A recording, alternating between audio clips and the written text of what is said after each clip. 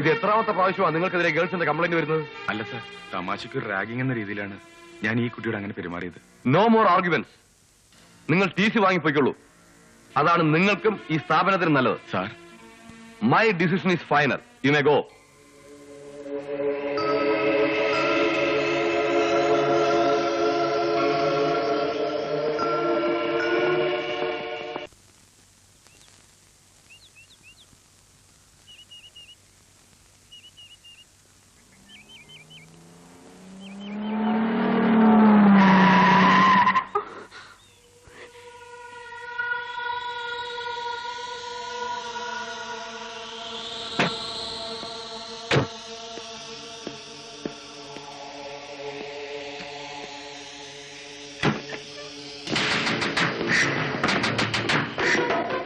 കാമുകനെ കാണാൻ പോവുക അല്ലേ?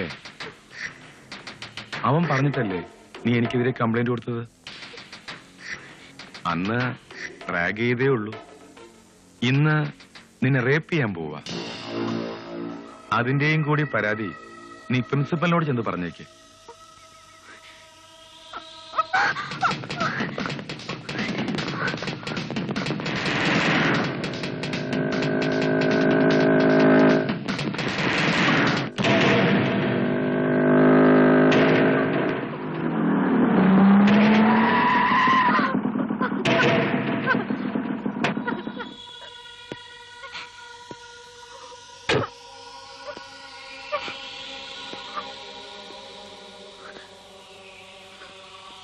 ഇതെന്നതായി കാണിക്കുന്നത്?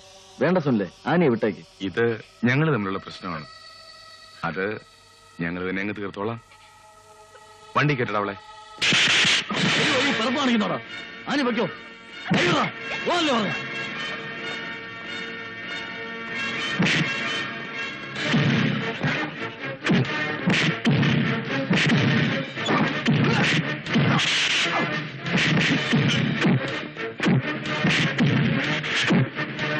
സുനിൽ,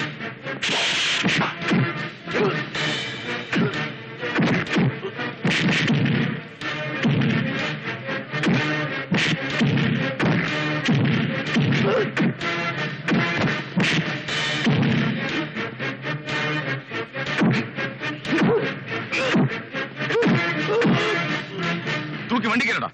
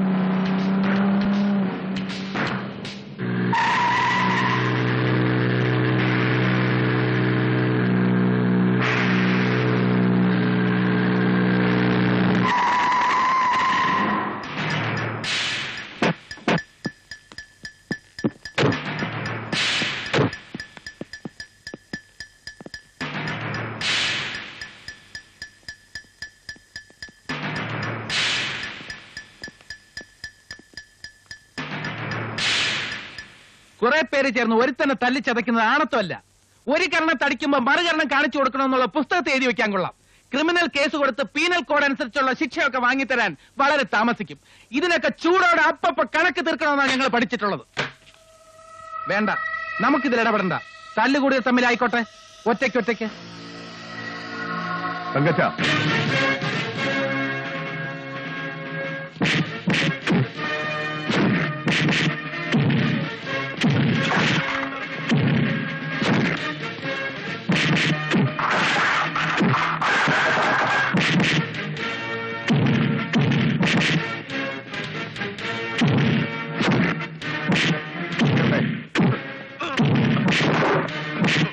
തങ്കച്ച, മതി.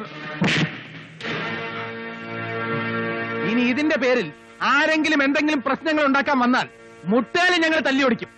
പിള്ളമാരോടെല്ലാം ചെന്ന് പറഞ്ഞേക്ക്, ഉപ്പ് കണ്ടങ്കാർക്ക് പഴയ വഴിയിലോട്ട് തിരികെ പോകാൻ മടിയൊന്നുമില്ലെന്ന്. വാടാ.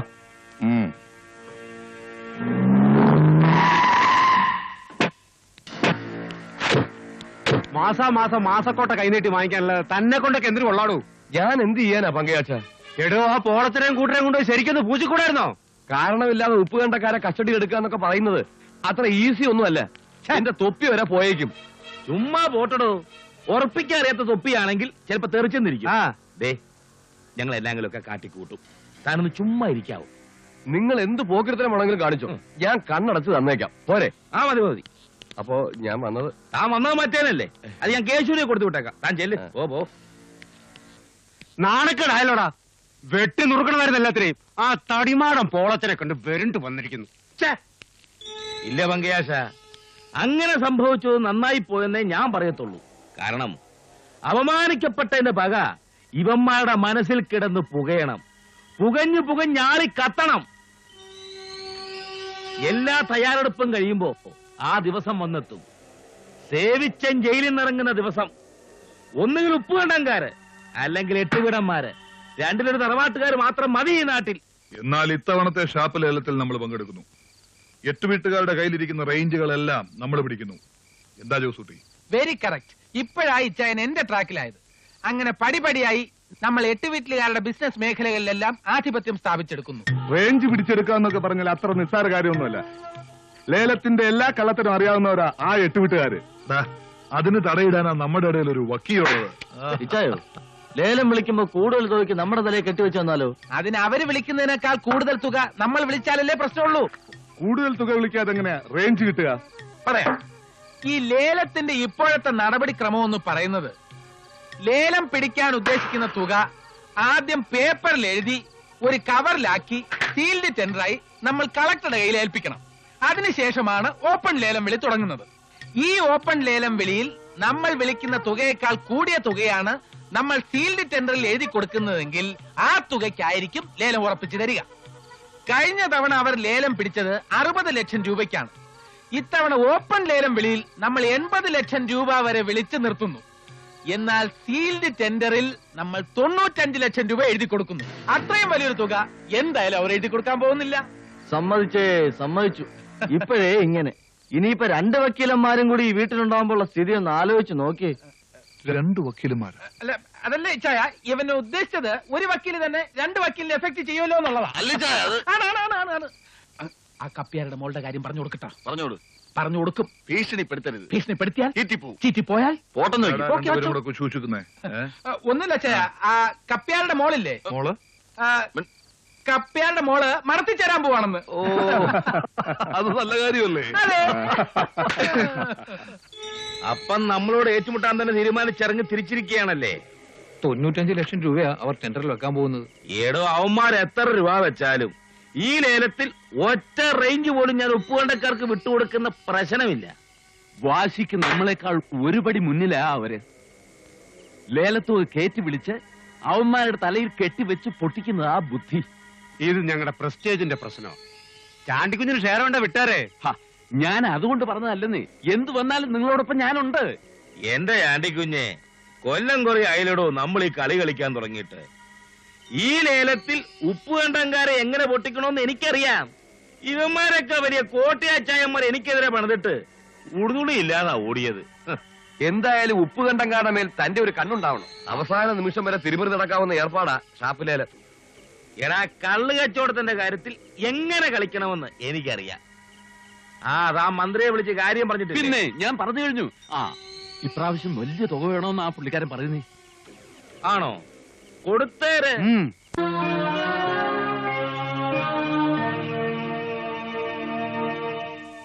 ആദ്യമായി ഈ ജില്ലയിലെ കാഞ്ഞിരപ്പള്ളി റേഞ്ചിന്റെ ലേലമാണ് ആരംഭിക്കാൻ പോകുന്നത്. ടെൻഡറുകൾ ക്ഷണിച്ചുകൊള്ളുന്നു.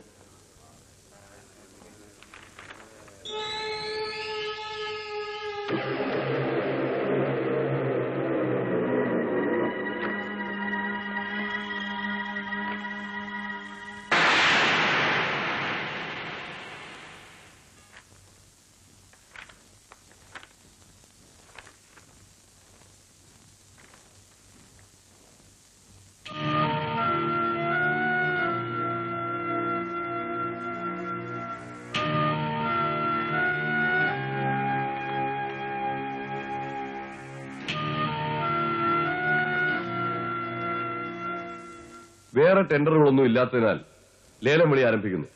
50 ലക്ഷം രൂപ, 50 ലക്ഷം രൂപ, 50 ലക്ഷം രൂപ, 60 ലക്ഷം, 60 ലക്ഷം രൂപ, 65 ലക്ഷം, 65 ലക്ഷം രൂപ, 70, 70 ലക്ഷം രൂപ, 75, 75 ലക്ഷം രൂപ, ഇനിയും തുക കൂട്ടുന്നത് സൂക്ഷിച്ചു വേണം.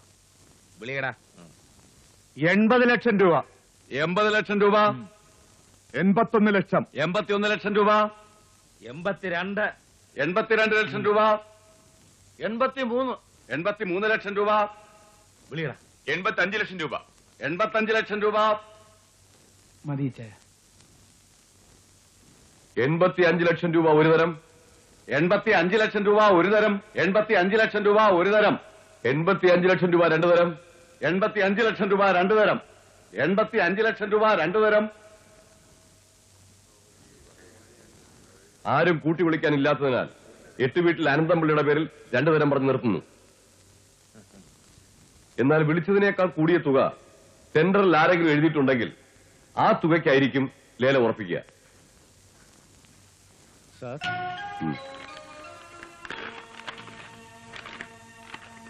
ഉപ്പുകണ്ടത്തിൽ കറിയാച്ചൻ 95 ലക്ഷം, ഉപ്പുകണ്ടത്തിൽ കറിയാച്ചൻ 95 ലക്ഷം രൂപ.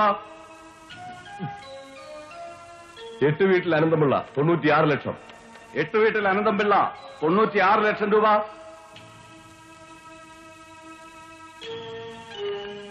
ഉപ്പുകണ്ടത്തിൽ ജോസൂട്ടി 1 കോടി, ഉപ്പുകണ്ടത്തിൽ ജോസൂട്ടി 1 കോടി രൂപ.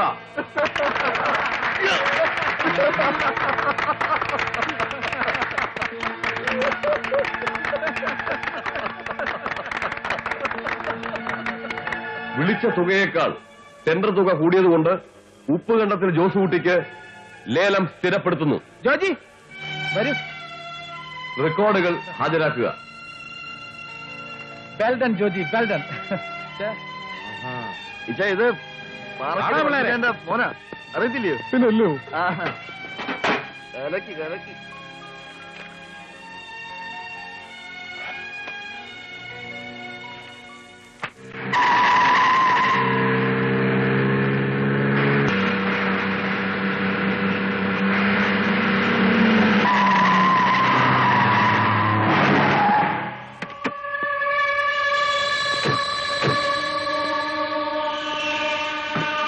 വക്കീൽ ആരോഗ്യത്തോടെ ഷാപ്പ് നടത്തുന്നത് എനിക്കൊന്ന് കാണണം. ഉപ്പുകണ്ടംകാർ ലേലം പിടിച്ചിട്ടുണ്ടെങ്കിൽ ഷോപ്പ് നടത്തുകയും ചെയ്യും. ആഹാ.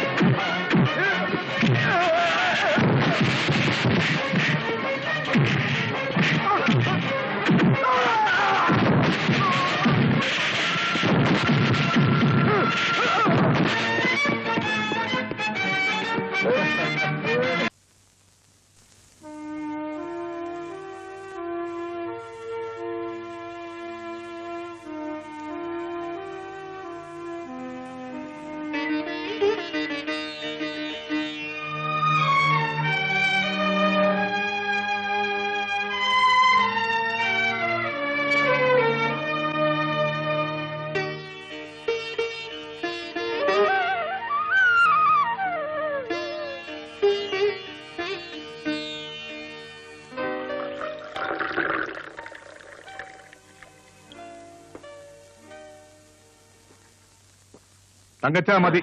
കൂടുതൽ കുടിച്ച് ചെറുപ്പത്തിൽ വെറുതെ കൂമ്പുവാട്ടണ്ട. വാറട്ടെ, ഇന്ന് സേവിച്ചാൻ ജയിലിൽ നിന്ന് വന്നതിന്റെ 8 വീട്ടിലാരുടെ കുത്തകാരന റേഞ്ചുകളെല്ലാം പിടിച്ചെടുത്തതിന്റെ ആഘോഷമായത്.